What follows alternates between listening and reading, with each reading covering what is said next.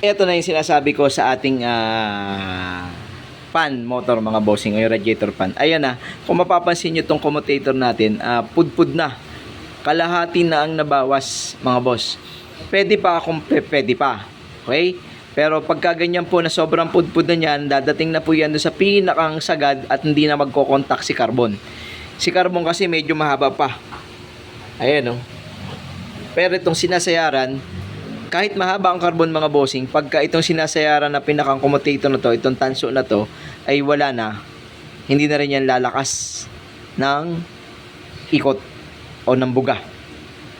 O ito, para sa akin syempre, may-ari pa rin naman na magdesisyon yan, pero para sa akin, hindi na para ibalik pa dahil pag tumigil to, hindi lang naman itong pan ang masisira. Masisira po ulit yung bagong compressor na ikakabit natin, or kahit na i-repair yung compressor, masisira po ulit yung pag tumigil itong pan. Hindi naman kasi makikita doon sa indicator natin ng makina kung high pressure na ang aircon.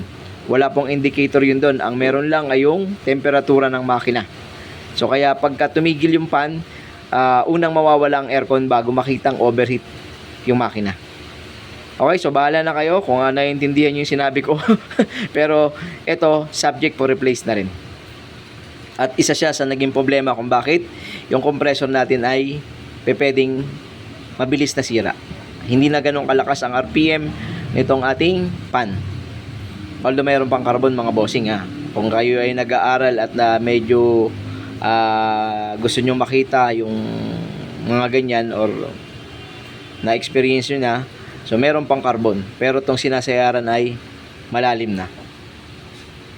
Pwede naman palutangin lang yung brush, pero para sa masisira ulit yung compressor, para sa akin hindi na kailangan. Total, matagal na rin yan man yata hindi napapalitan tong pan. Pero syempre kausapin muna natin yung kliyente kung ano talaga yung last na palit nitong pan na to, para makita rin natin kung bakit mabilis siyang nasira. Sa mga pan po kaya naman mabilis masira ang pan at mabilis mapudpud ang commutator at saka ang carbon ay dahil hindi naglo-low speed. Dalawa lang naman po yung trabaho ng pan. Pagka malamig pa, low speed. Pagka mainit na, mag-high speed. So pagka nag-high speed, mas mabilis umikot ang motor, mas mabilis mapudpud ang commutator. So dapat pag malamig ang panahon, naka-low speed lang siya. May resistor yan mga bossing, yun na nagko-control. Okay?